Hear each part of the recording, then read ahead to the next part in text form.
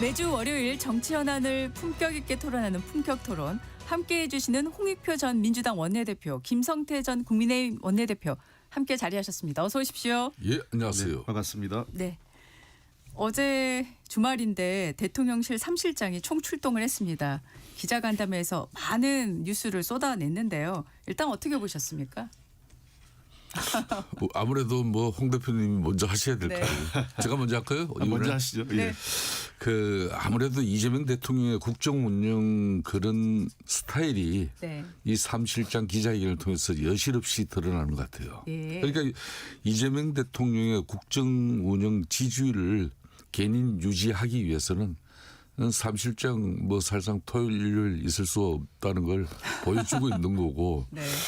지금까지 헌정 올해가 뭐 78년입니까 77년입니까 헌정 역사상 3실장이 이렇게 대통령 집권 6개월 만에 나서 가지고 국정 운영을 성과에 대해서 이렇게 자아자찬하고 앞으로 뭐 비전까지 제시하면서 네. 대통령도 아니고 3실장이 흐르는 경우는 거의 없었거든요. 없었어요. 예? 이것만 보더라도 앞으로 이제 이재명 대통령의 지금 국정 운영 지지율은 6개월 기준으로 하면은 역대 대통령 비교하면은 세 번째 높은 지지율이거든요. 네. 이 지지율을 당신들이 견고하게 유지해라. 이 대통령이 떠다니면 이런 거 할 수가 없는 거죠. 네. 그렇기 때문에 이제 아무래도 뭐 한미 정상회담을 통해서 경주 APEC과 또 G20 이런 뭐 또 국제 외교 안보적으로 대한민국의 불안정을 빨리 해소하고 또 수출 경쟁력도 좋아졌고 또 한미 이런 간세 통상 뭐 협상 완결로 더 대한민국은 앞으로 국제사회에서 큰 역할을 할 수 있을 것이다. 뭐 그런 걸 되게 강조한 것 같아요. 네. 홍 대표님. 네. 뭐 전반적으로 국정 운영에 대한 자신감에 반영된 모습 아닌가 싶어요. 네.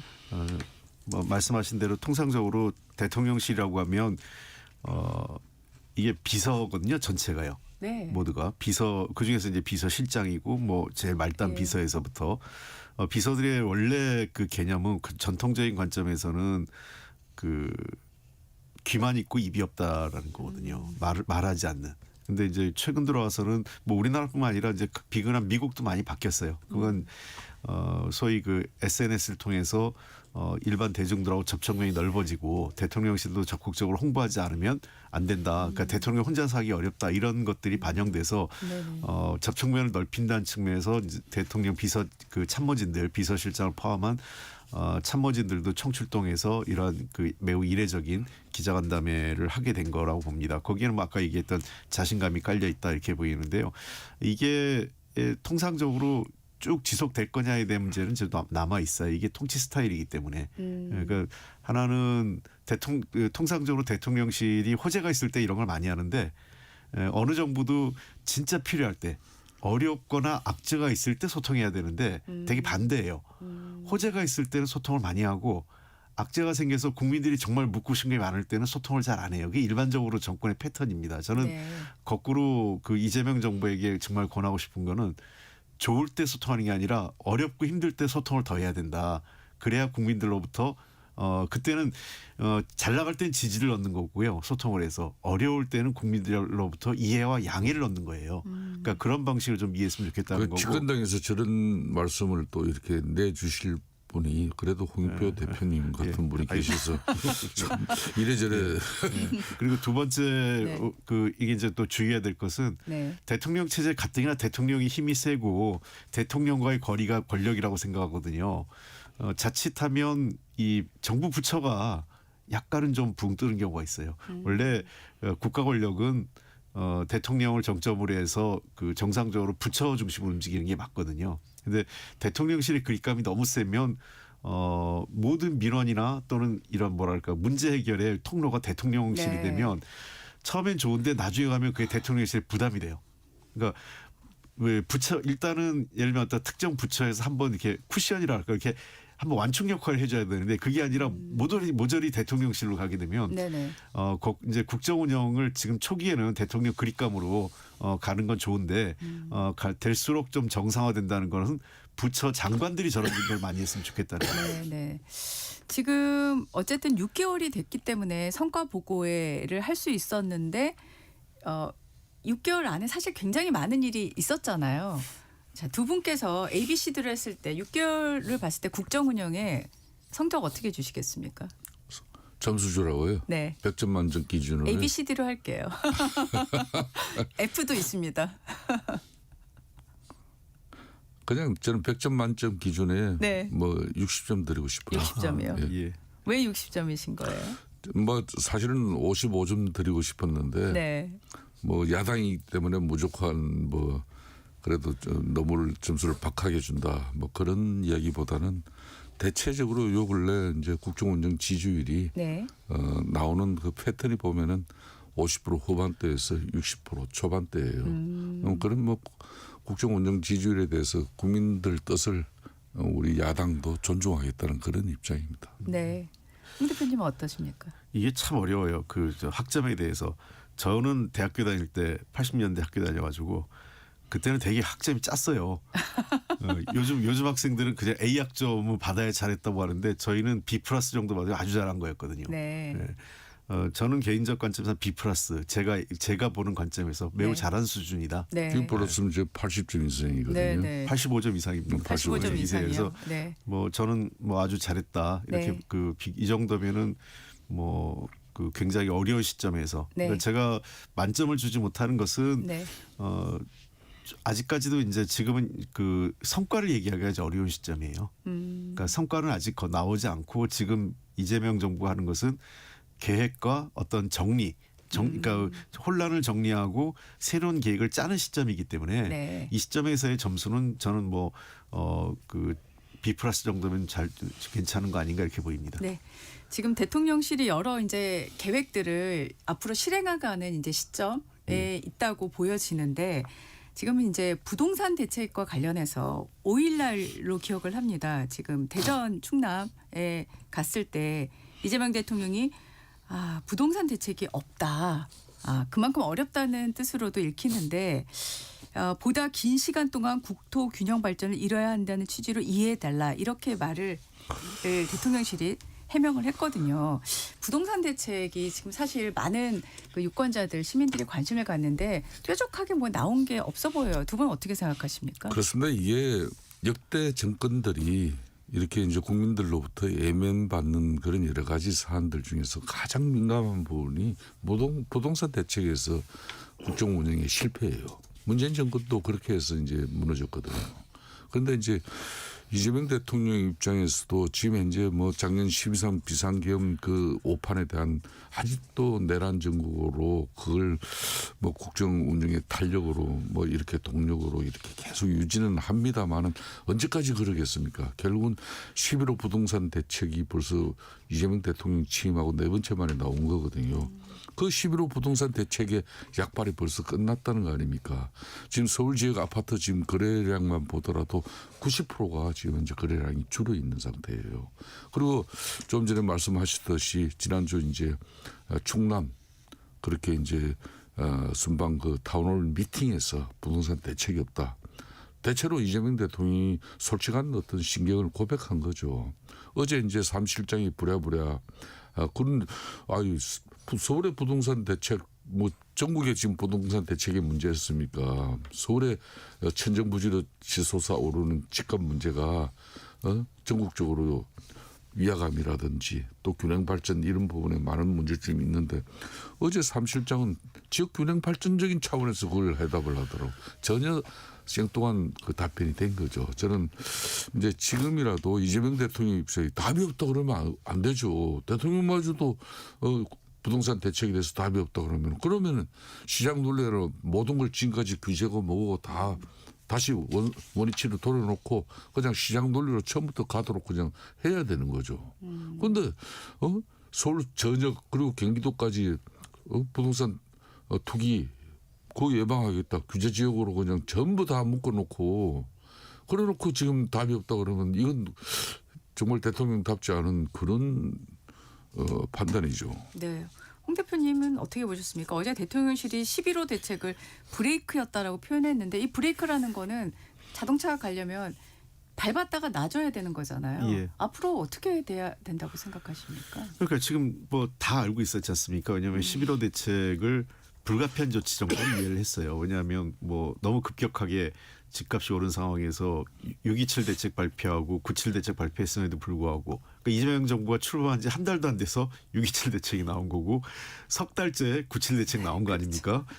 뭐 그래 놓고 이제 또 그 10월 15일 날 한 달 조금 지나서 또 11호 대책이 나온 거니까 정부 출범하고 지금 6개월째 벌써 3번 나온 거예요. 뭐 만약 연말에 공급 대책 나오면 4번째 나올 가능성이 높은데 그만큼 부동산 시장이 굉장히 너무 급격하게 올랐기 때문에 불가피한 조치라고 이미 정부도 얘기를 했습니다. 이게 해법은 아니에요. 11호 대책은 해법이 아니라 잠시 멈춰 세운 건데 그래서 이제 대통령께서 솔직하게 얘기한 건 좋습니다. 뭐 그건 맞는 얘기예요. 그러니까 해법이 있었으면 어느 정권에서 해결을 못 했겠습니까?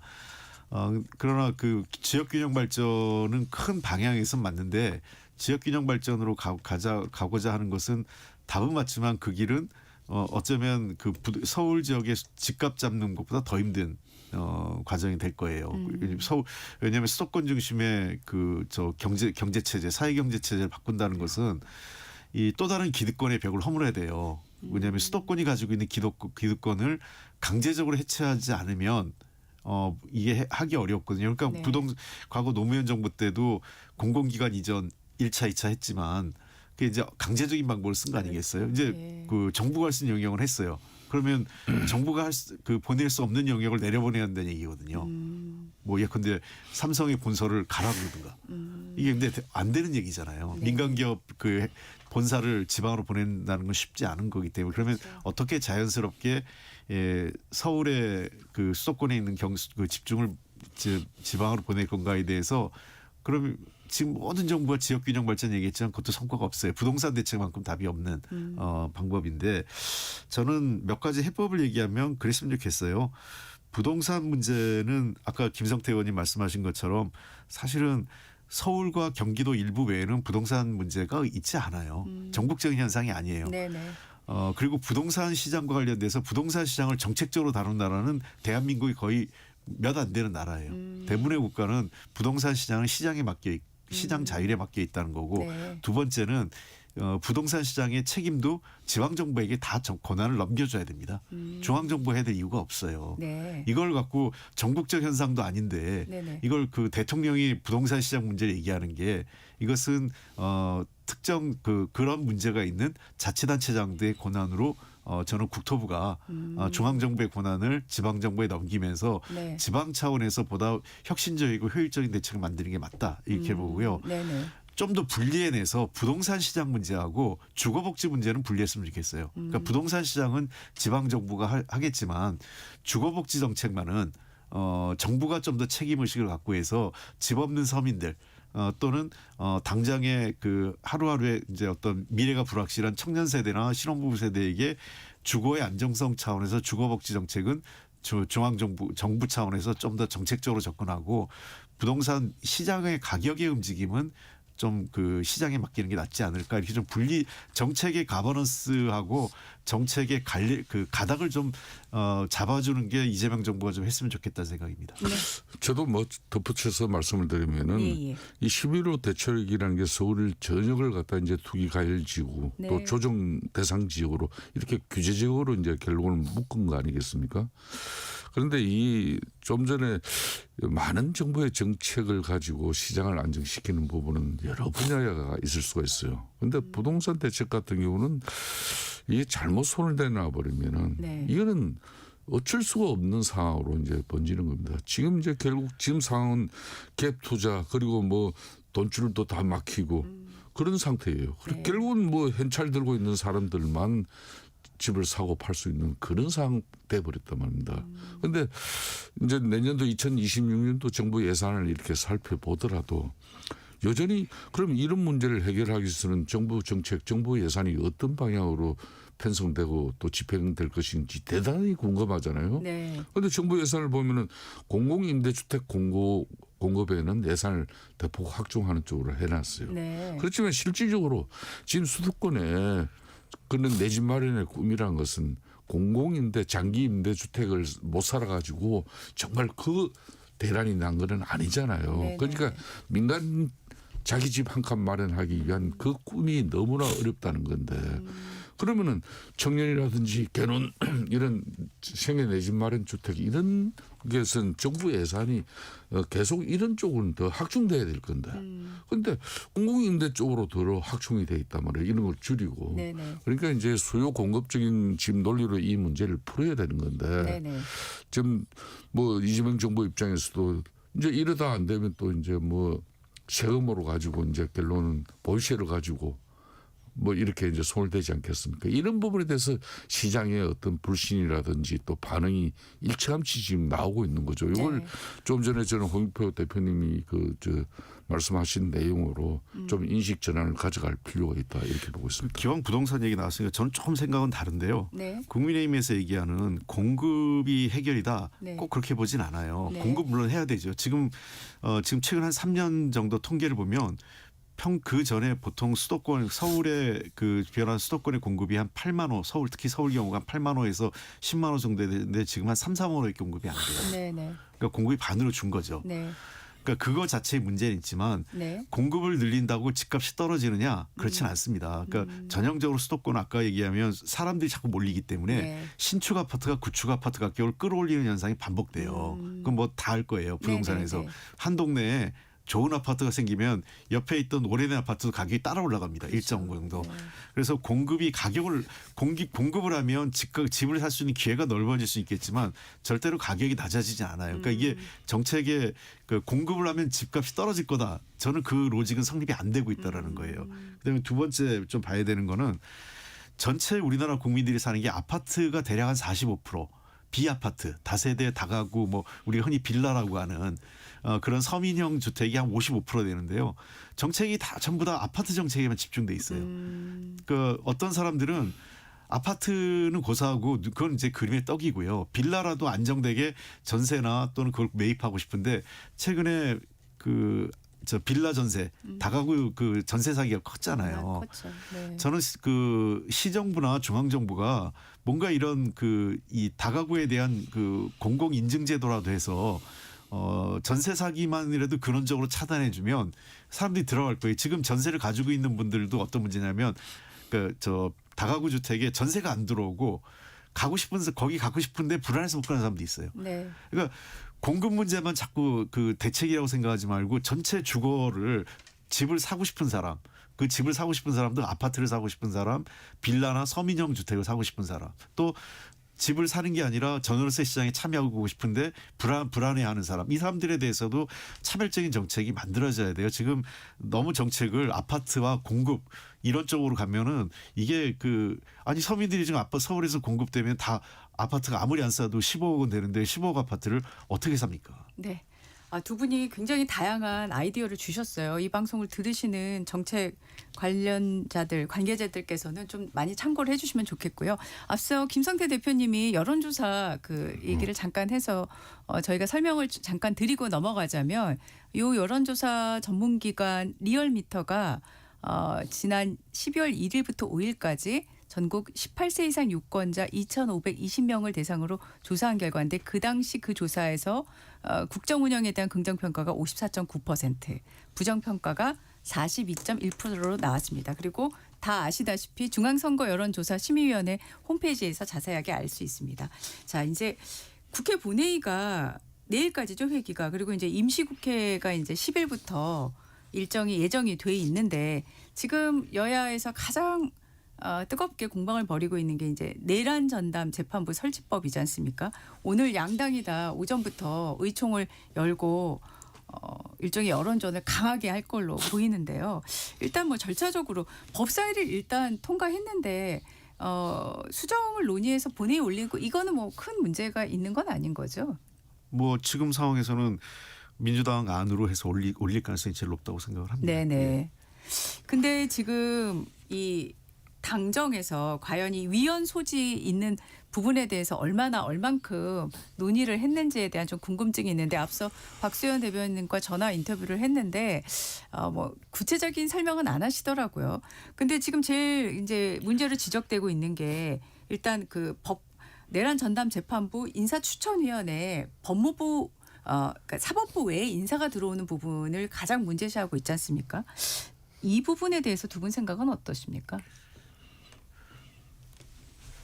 그러니까 이제 지금 저는 오늘 이제 마지막 이제 국회 본회의가 이제 열릴 네. 것인데 지금 이제 민주당 특히 정청래 당대표가 꿈꾸는 또 사법개혁 안에 이런 뭐 내란 전담 재판부라든지 또 애국제법 애국제라든지 뭐 네. 이런 걸 넣어가지고 그걸 사법개혁이라는 이런 포장을 했다는 것은 대단히 저는 부적절하다고 봐요. 네. 그렇기 때문에 지난번처럼 검찰개혁 뭐 그게 뭐 일사천리로 민주당 그런 절대적인 입법 권력으로 추석 밥상머리 안에 그걸 문제 해결한다고 본인이 뭐 결정을 했지만은 사실상 그 부분에 대해서는 이재명 대통령실에서도 부정적인 인식이 있었지 않습니까?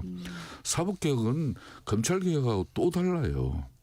그러니까 상권 분립의 민주주의의 마지막 최후의 보루가 이 법원인데 이 법원을 갖다 민주당 방식으로 민주당이 생각하는 그런 사법개혁 이건 국민들이 결코 원하지 않는 거예요.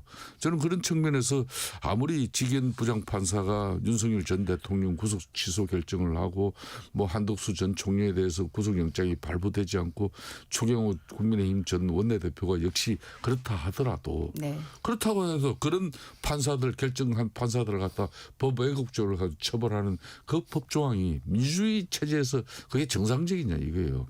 그러니까 지금 또 조희대 대법원장 그렇게 사퇴 압박을 하고 있지만 사퇴하지 않으니까 대법관들 늘려가지고 결국은 이제 용두사님 만들고 그렇게 해서 자신들이 원하는 그런 대법원 체제 그렇게 해서 법원을 장악하는 게 그게 민주주의에 무슨 도움이 되겠습니까? 저는 그런 측면에서 이 사법개혁에 지금 이제 여러 가지 이 내란 전담 재판부 같은 경우도 원래는 내란 특별재판부 하려고 그러다가 3.15 부정선거나 또 반민특위 그때 뭐 이거는 다 헌법에 부칙에서 이렇게 헌법적인 뒷받침이 됐지만은 네. 이게 그렇지도 않은 걸 지금 현재 뭐 내란 특별재판부 하다 여론 나빠지니까 또 위헌 시비 생기니까 내란 전담 재판부로 하는 형식으로 이름만 살짝 바꿨지만은 성격은 비슷한 거예요.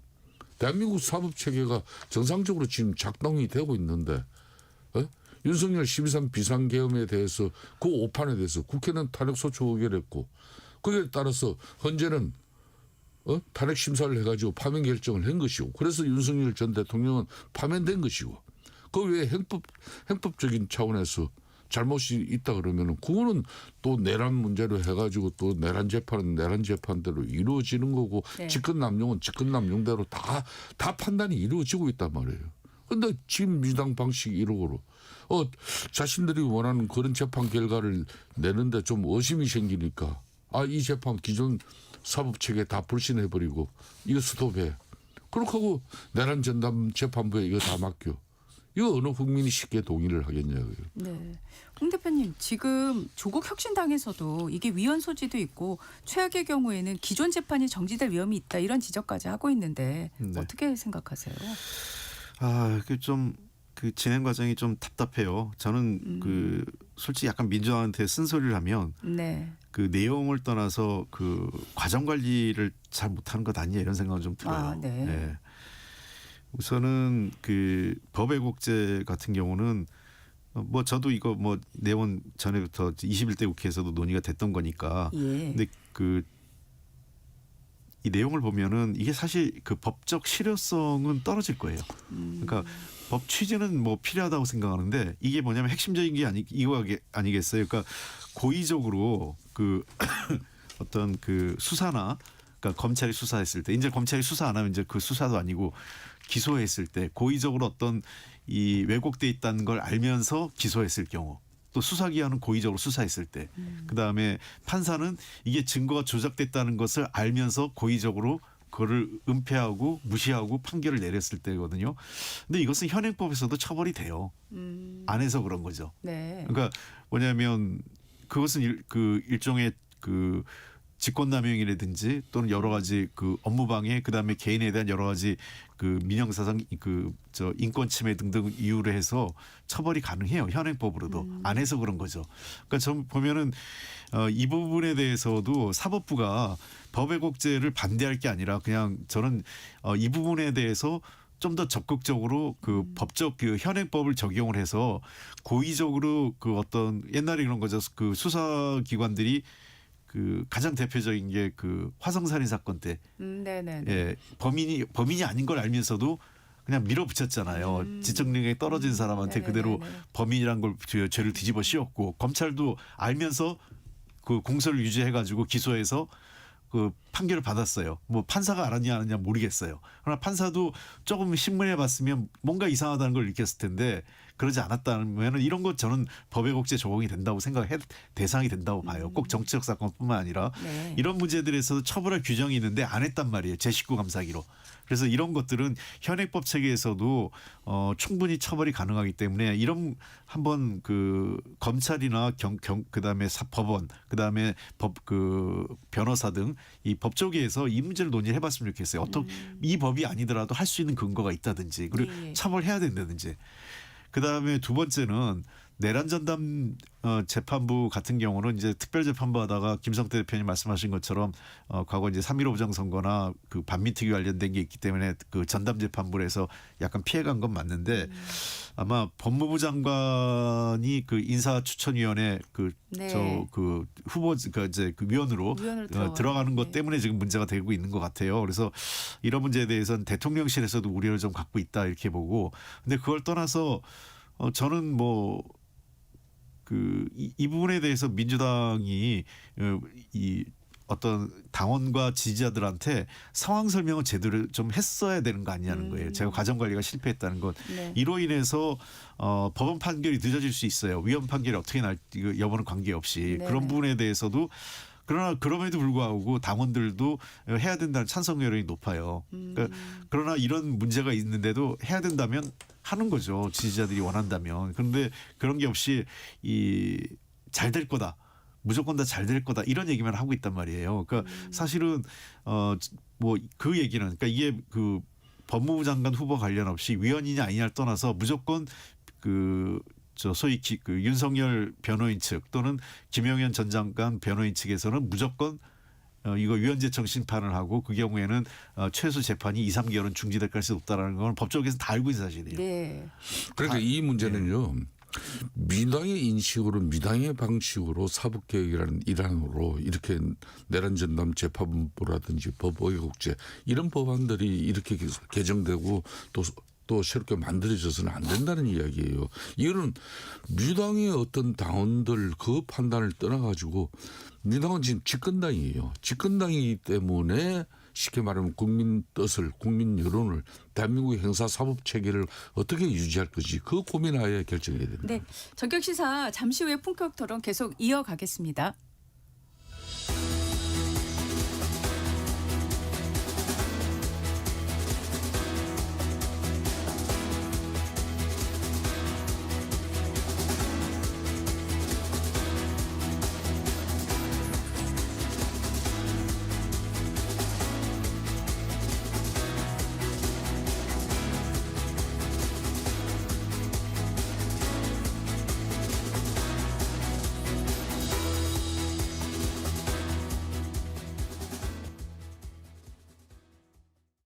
잠시 후 8시 반부터 일부 지역국에서는 해당 지역 방송을 보내드립니다.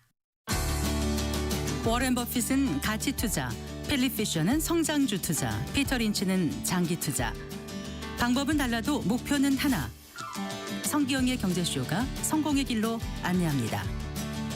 깊이 있게, 명쾌하게, 지금 이 시대 경제에 관한 모든 것을 알려드립니다. 평일 오후 4시 5분 성기영의 경제쇼와 함께하십시오.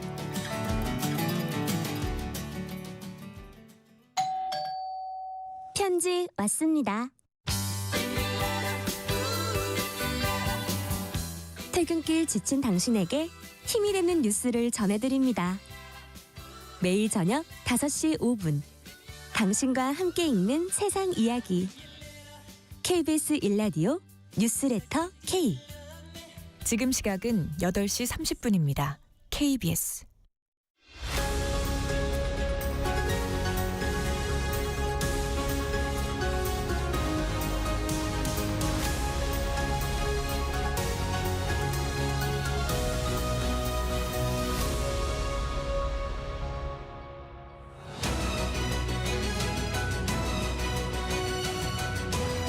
네, 본격 토론 내란 전담 재판부 관련한 토론을 다시 이어가겠습니다. 김성태 대표님 예, 아까 말씀하셨던 걸 좀 이어서 더 설명을 해주시죠. 조금만 제가 부연시키면요. 네. 지금 이제 사법개혁이란 미명하에 내란 전담 재판부나 대법관 정원하고 또 사법행정위원회를 통해서 법원 행정처를 없애고 또 뭐 법외국제 이런 걸 다 도입하니 그것도 민주당 일방적으로 제가 아까 이야기했습니다만 이 내란 전담 재판부만 보더라도 이게 말 일방적으로 지금 민주당 법안대로 가면은 사법권 독립 침해 문제 있죠. 헌법 위반 논란 문제 있죠. 정치적 중립성 훼손 또 문제점 있죠. 이런 다양한 문제점이 있단 말이에요. 그러니까 헌법 위반 논란만 하더라도 특별법원을 설치 금지하는 그 원칙에 따라 가지고 이 전담 재판부도 위헌 소지가 분명히 이걸 말 이대로 이번 만들면 저는 거의 100% 있다고 봅니다. 많은 제가 아는 법조인들도 다 거의 다 그렇게 보고요. 네. 그러니까 이게 이제 사회적 파장이라든지 그런 부분을 집권당이기 때문에 더 크게 이제 중히 여겨야 되는 거죠. 이게 법안 처리도 지금 이제 일방적으로 민주당 중심으로 법사위에서 그냥 망치 두드리고 또 대통령실 입장에서도 그런 처리 방식에 대해서 지금 우려를 표명하고 있는데 이걸 지금 이제 정청래 중심의 민주당 당이 당 주도로 그냥 이렇게 일방적으로 또 절대 입법 권력이 있다고 해서 밀어붙여 버리면은 이거는 사법 계획이 아니라 그냥 대한민국의 형사 사법 체계를 아예 무너뜨리는 그런 계획이 되는 거예요. 네. 홍 대표님. 예, 저는 아까 그 법외국제 있지 않습니까? 예. 그거 먼저 말씀드리면 그 기존의 그 공판 중심주의 있잖아요. 이거를 강화시키는 게 가장 중요해요.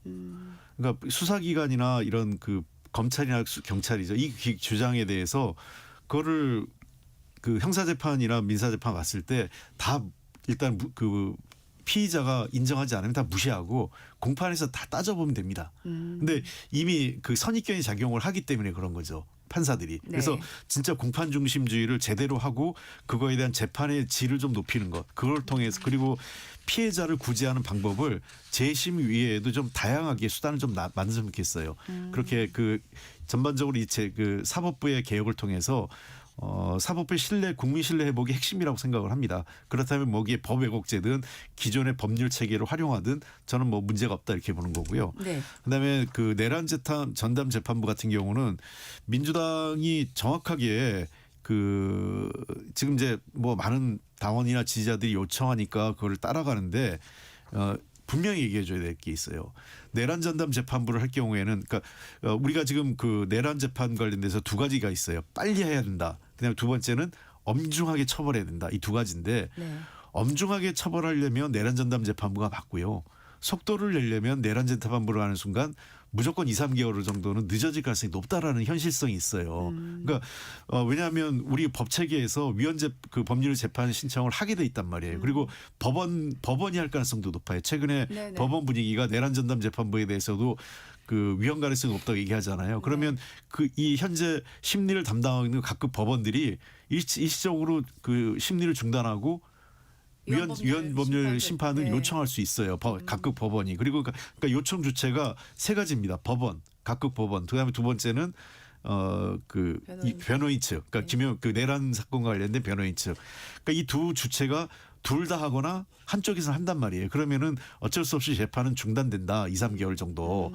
그러니까 이런 가능성에 대해서는 확실하게 뭐가 인지가 돼야 될 것 같아요. 그러니까 그 재판의 속도가 늦어질 가능성에 대한 우려. 그러나 재판을 엄중하고 정확하게 국민적 그 눈높이에 맞게 해야 된다라고 하면 내란 재판부가 맞는데 속도가 늦어질 수 있다는 것에 대해서는 미리 그걸 알고 있어야 된다는 거죠. 알겠습니다. 자, 지금 뭐 현안들이 계속 쏟아져 나오는데 최근에 이제 논란이 이제 불거졌다가 김남국 전 비서관의 사표 수리로 이제 대통령실에서는 일단락이 됐고 지금 이제 문진석 의원은 사과를 한 상황이고, 자, 이 정도로 해명이 충분히 됐고 상황이 이제 아니 마무리될 어떻게 거라고 생각합니다. 이렇게 해서 충분하게 해명이 됐습니까? 어제 이제 대통령실 사무실장 기자간담회를 통해서도 뭐 이 문제는 가장 기자들이 가장 핵심 사안이었어요. 예. 그런데 이제 강훈식 비서실장 이야기는 대통령실 내부 감찰을 통해서 자기도 감찰을 받았고, 예. 뭐 김현지 부속실장 그리고 뭐 다 감찰 받았지만은 그러니까 이제 문진석 수석으로부터 이런 인사청탁 들어온 걸 김남국 비서관이 김현지 부속실장이나 또 자신한테 그 내용이 전혀 전달되지 않았다. 네. 그렇기 때문에 이거는 그냥 끝났다 이런 이야기인데 이것도 딴 사람이 그러니까 공직기강실에 그 뭐 비서관이 아마 그 감찰 업무를 했는지 뭐 누군지 모르겠습니다만은 그게 강훈식 비서실장 밑에 있는 사람들인데 그 사람들이 무슨 제대로 된 감찰 결과를 낼 수 있습니까? 만일 특별감찰관이 지금 대통령실 내에 있어가지고 특별감찰관이 감찰 결과를 가지고 그렇게 입장을 냈다면 그거는 그래도 웬만큼 신빙성이 있다 봐야 되는데 이런 식으로 이를 얼렁뚱땅 그냥 넘긴다는 건 대단히 저는 국민들을 우습게 좀 보는 처사라고 봐요. 그러니까 처음부터 문진석 원내대표 그러니까 수석 부대표는 이 사람이 누굽니까? 이재명 대통령의 핵심 친명 7인의 멤버입니다. 그럼에도 불구하고 자기가 그런 민간 협회에 협회장 한 분을 갖다 추천하는 부분도 김현지 부속실장의 판단이 없으면은 실질적으로 대통령실에서 그 인사의 입김이 그 한국자동차산업협회 모빌리티 협회에 네. 전달되기 어려울 것이다. 만일 문진석 수석이 원래는 정무 라인이니까 원래는 우상호 정무수석이나 김병욱 비서관을 통해서 집권당 뭐 원내 수석 부대표니까 뭐 이런 사람이 이런 역할과 이런 공로와 이런 전문성이 있으니까 이런 사람을 추천합니다. 할 수 있는 거죠. 그런데 그런 창구가 아닌 정확하게 맥을 짚었어요. 김현지 부서실장을. 그리고 최종적으로 인사위원회에서 판단하는 것은 이제 강훈식 비서실장이잖아. 이 건은 또 강훈식 비서실장도 개입해서는 안 돼요. 왜? 민간단체에 있기 때문에. 그런데 네. 대통령실 권력으로서 결국은 민간단체 협회장도 결론은 김현지 부속실장의 입김으로 정리를 하려고 했던 거 아닙니까? 거기에 대한 해명이 있어야죠. 거기에 대한. 지금 민주당에서 당내에서는 지금 아까 박수현 대변인께 질문을 똑같이 드렸는데 뭔가 조치 윤리감찰단 얘기도 언급은 하긴 했지만 아직 구체적으로 뭘 한다는 보도는 없거든요. 예. 이거 당에서 어떻게 대응해야 된다고 보시나요? 뭐 당도 지금 딱히 대응 방법이 마땅치가 않을 거예요. 그냥 언론 동향 보는 거죠. 네. 언론 동향이 더 나빠지면 뭔가 조치를 더 취할 거고 뭐 이번 주에 이러저러 해서 적절하게 넘어가면 그냥 넘어가려고 하는 거 아닌가 싶어요. 근데 솔직히. 특별감찰관은 이제 꼭 임명해야 되는 거 아닌가요? 강훈식 비서실장도 아니, 꼭 그러니까요. 하고 싶다 그건 당연히 하겠다라고 얘기를 했는데 했어야 되죠. 진작에 네. 했어야 되죠. 지금 6개월이 예. 지나가는데 예. 아직도 아무것도 없잖아요. 그러니까 저는 그러지 말고 그냥 기왕에 강훈식 실장도 얘기했고 그렇다면 이번 정기국회 끝났으니까요. 12월까지 해서 네. 특별감찰관을 임명을 하는 게 저는 맞다고 봐요. 올해를 안 넘겼으면 좋겠어요. 그런 것들은 해야 될 것은 최소한 빨리 하고 네네. 현실적으로 뭐 이게 일단 인사청탁은 있었는데 인사청탁이 진행되진 않은 것 같아요. 그러니까 그 사람이 뭐 언론에 그러기 유출됐기 때문에 그럴 수도 있겠고 어떤 여러 가지 이유가 있겠지만 어쨌든 진행이 안 됐으니 그로부터는 아마 뭘 하기가 참 어려울 거예요. 특히나 김현지 실장 같은 경우는 김현지 부속실장은 아무런 액션을 한 게 없어요. 현재까지 확인된 바로는. 그러니까 이제 서로 김남국 비서관과 문진석 의원 두 사람 간의 문자에서만 그 내용이 있고 뭐 강훈식 실장이 확인해본가 로비가 이루어지지 않았다. 인사청탁이 이루어지지 않았다 이렇게 설명한 거기 때문에 네네. 저는 하여간 인사청탁 문제 관련돼서 좋은 약이 됐다. 욕먹었지만 뭐 앞으로 좀 더 경계하고 주의하지 않을까 싶긴 합니다. 그러니까 만사 행통 김현지 부속실장에게 이 미수에 그친 사건이라고 이렇게 이제 마무리할 게 아니라 그럼 특별감찰관제 같은 경우는 이재명 대통령께서 직접 대통령 취임하고 난 이후에 밝힌 입장이에요. 예. 이게 6개월 동안 지금 민주당이 집권당이에요. 문제는 지금 이제 국민의힘 제1야당이 여소야대 정국 같으면은 국민의힘이 제1야당이 협조가 안 돼가지고 국회 차원에서 특별감찰관을 갖다 이렇게 추천이 안 됐다. 그렇기 때문에 대통령이 임명을 하지 못한다. 이러면 말이 돼요. 그러니까 지금 민주당은 절대적인 입법 권력을 가지고 있는데 계속 대통령실은 대통령도 그렇고 또 대통령 비서실장도 국회에서 빨리 추천해 주면 특별감찰관 하겠다. 이게 말이 되는 이야기냐고. 한 달 일주일에 한 번씩 당정 회비를 해요. 예? 일요일 날 당정 회비를 하면은 당연히 친정집인 민주당의 특별감찰관 이거 국회 차원에서 빨리 추천해 주세요. 그럼 바로 내일이라도 되는 거예요. 이걸 지금 그런 식으로 또 핑퐁 치면서 또 국민들에게 그냥 국회에서 추천하면 이런 식으로 하시면 안 되는 거죠. 네네. 이게 이번에 근원적으로 특별감찰관 당정 회비를 갖다가 어제라도 해야 될 거 아닙니까? 어제 일요일 날 당정 회비하는 날인데. 그러니까 그 핑퐁 치기 하지 말고요. 그냥 이럴 때는 문제 해결할 때는 12월 안으로 국회가 추천을 해달라 이렇게 정식으로 요청하는 게 맞습니다. 대통령실에서요. 뭐 그렇게 하면 나이스합니다. 특별감찰관이 정말 두 분 말씀하신 대로 속도를 낼지 한번 지켜보겠습니다. 저희가 이제 시간이 한 5분 정도 남아서 지난 주말이었죠. 공교롭게 같은 날에 국민의힘에서는 지금 원조 친윤이라고 꼽히는 윤한홍 의원이 장동혁 대표를 향해서 이제 직격탄을 날리는 그런 메시지를 공개적으로 해서 화제가 됐고 지금 주목을 받고 있고 또 민주당에서는 그 당원 1인 1표제가 예상과 달리 부결이 됐어요. 예. 기억에 홍 대표님은 통과를 전망하셨고 대부분이 질문하면 다 통과가 될 거라고 봤는데 이제 부결이 됐단 말이죠. 그래서 공통의 질문이기도 하죠. 리더십이 지금 한번 흔들린 거다. 민주당 쪽으로는. 국민의힘은 지금 점점 장동혁 대표의 일종의 마이웨이 행보에 대한 비판이 점점 더 거세질 거다. 이렇게 얘기를 하고 있는데 어떻게 보십니까? 어느 당 얘기부터 먼저 할까요? 그러니까 이제 각자 얘기하죠. 저는 우리 당 얘기만. 그러시죠. 그 중앙위원 부결에 대해서 깜짝 놀랐어요. 그리고 부결이 그렇게 될 줄은 몰랐습니다. 저는 우리 당의 중앙위원이라면 대략 한 600명이 좀 안 돼, 한 598명인가 그렇게 그런 것 같은데요. 그게 그 재석의 과반수가 돼야 통과가 되면 299명이 그 찬성을 해야 아마 그 되는 것 같은데. 저는 이런 방식으로 그 부결된 건 매우 부적절하다고 생각해요. 왜냐하면 중앙위원들이 그 투표를 해서 온라인 투표였거든요. 온라인 투표를 해서 부결이든 가결이든 이렇게 결정하는 게 맞는 건데 어떤 이유인지 모르겠지만 표결의 불참을 통해서 이게 그 가결이 안 된 것은 제가 보기엔 매우 적절치 않은 방식이에요. 예.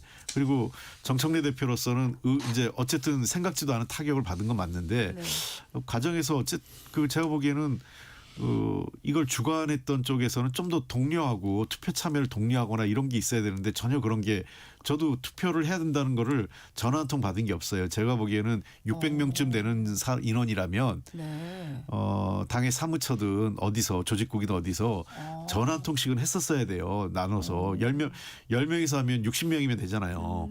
그렇게 전화를 해서라도 투표 동료도 하고 그리고 중앙위원쯤 되는 정치력을 가진 사람들이라면 다 지역위원장이나 무슨 꽤 그래도 하는 사람들이기 때문에 이 사람들은 자기의 의사를 찬반을 통해서 의사를 밝혀서 가결이든 부결이든 돼야 되지 이런 방식으로 된 거는 중앙위원들도 매우 부적절했고 당 지도부나 그 사무처에서도 정성이 부족했다 이렇게 보입니다. 네. 자, 김성규 대표님은 그 국민의힘 상황에 대해서 좀 말씀을 해주시죠. 그 윤한홍 의원 같은 경우는 이제 지난 3일 전이죠. 3일 전에 이제 국민의힘이 주최한 그 혼용무도 이재명 정권 이제 6개월 국정평가회의에 참석해가지고 한 이야기가 이제 윤석열 전 대통령과의 인연 그리고 절연을 말한 거죠. 그런 골수 지층의 손가락질을 다 벗어 던지고 계엄의 굴레를 벗어나자. 그러니까 요걸로도 묻고 배신자 소리를 듣더라도 우리에게 당면한 것은 내년 6.3 지방선거에서 우리가 이겨야 되는 거다. 저는 그런 측면에서 윤한홍 의원의 그 결정의 그 입장이라는 것은 상당히 지금 절체절명의 지금 국민의힘 제1야당의 위기감을 그대로 저는 표현한 거라고 봐요. 왜냐하면은 내년 6.3 지방선거를 국민의힘이 실패해버리면은 2030년 대선의 수권 정당으로서의 대선을 치를 기반이 다 사실됩니다. 작년 총선 이미 실패했죠. 네. 그것도 크게 실패했습니다. 뭐 지난 6.3 조기 대선을 통해서 행정부의 수반도 대통령 권력도 지금 민주당으로 넘어가 있고 내년 6.3 지방선거마저도 져버리면은 어떤 기반을 가지고 다음 정권 교체를 이야기할 수 있겠습니까? 그런 측면에서의 위기감을 지금 이제 윤한홍 의원이 막 그렇게 표현한 것이다. 저는 그렇게 보고 네. 있습니다. 오늘 말씀은 여기까지 듣겠습니다. 품격토론 홍익표 전 민주당 원내대표, 김성태 전 국민의힘 원내대표 함께했습니다. 두 분 감사합니다. 고맙습니다. 감사합니다. 전격시사 듣고 계신 지금 시각은 8시 45분이고요. 날씨 듣고 돌아오겠습니다.